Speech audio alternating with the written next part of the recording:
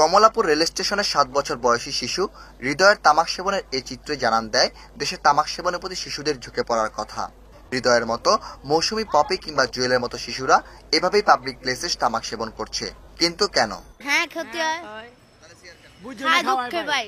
নিষেধ তো হয়েছে, কারণ লুকায় খাইছি। 16 বছরের কম বয়সী শিশুদের কাছে তামাক বিক্রি নিষিদ্ধ করা হলেও তা মানছে না এক শ্রেণী মুনাফালোভী বিক্রেতা। ওরা জোর করে নিবার চায়, তারপর তো দিতে হয় আমার দোকানদার। গবেষকদের মতে, তামাকের সহজলভ্যতা ও আইনের সঠিক প্রয়োগের অভাবেই দেশে তামাক সেবীর সংখ্যা দিন দিন বাড়ছে। শিশুরা যাতে তামাক জাতীয় দ্রব্য রিচ করতে না পারে, সেজন্য আরও কার্যকর আইন প্রণয়ন করা দরকার। তামাক পণ্যটা যে ভয়াবহ খারাপ জিনিস, এই জিনিসটা যদি সোসাইটিতে আরও বেশি এস্টাবলিশ হয়, যারা নতুন করে যারা সিগারেট বিড়ি ধরবে অথবা তামাক জাতীয় দ্রব্য যারা আসক্ত হতে যাবে, তারা আসলে উৎসাহিত হবে না, তারা নিরুৎসাহিতই হবে।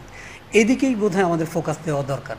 শিশু বিশেষজ্ঞদের মতে, তামাক ও তামাকজাত পণ্য শিশুর মানসিক ও শারীরিক বিকাশকে সবচেয়ে বেশি বাধাগ্রস্ত করে। বর্তমানে 33% কিন্তু শিশুদের অ্যাজমাজনিত কারণে অথবা শ্বাস প্রশ্বাস কষ্টজনিত কারণে বা বুকের ইনফেকশনে ভোগ করে থাকেন। তারও একটা প্রভাব হলো এই সিগারেট বা তামাকজনিত কারণে।